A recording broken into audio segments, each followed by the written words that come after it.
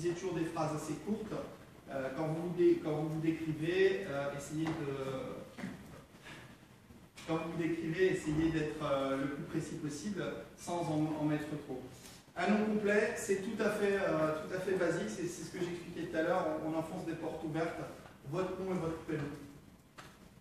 Il y a des gens qui mettent que la moitié, il y a des gens qui se mettent que sur le nom de leur entreprise. Là, on est véritablement dans un truc qui s'adresse à des professionnels, pour des professionnels. Les pseudos, les choses comme ça, c'est pas utile sur LinkedIn. Il faut un nom complet qui soit clair, votre prénom, votre nom. Il n'y a pas de problème. Et là, on peut également conseiller, par exemple, nous, on est Twitter très souvent, ce qu'on a fait sur notre profil LinkedIn et sur également d'autres réseaux sociaux, c'est qu'on a mis dans notre nom, notre arrobase sur Twitter, comme ça les gens peuvent tout de suite nous identifier.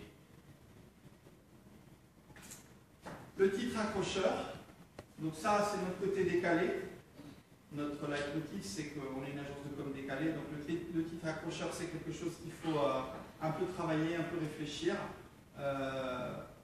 Vous avez une personnalité, c'est peut-être à cet endroit-là qu'il faut la mettre en premier. Après, vous allez avoir l'occasion de la développer, votre personnalité, dans tous les endroits où vous aurez des renseignements à apporter à LinkedIn. Mais il est clair que le recruteur, tout comme si votre CV, l'entête est un peu accrocheur, il va avoir envie de lire le reste. Donc, travaillez le titre accrocheur.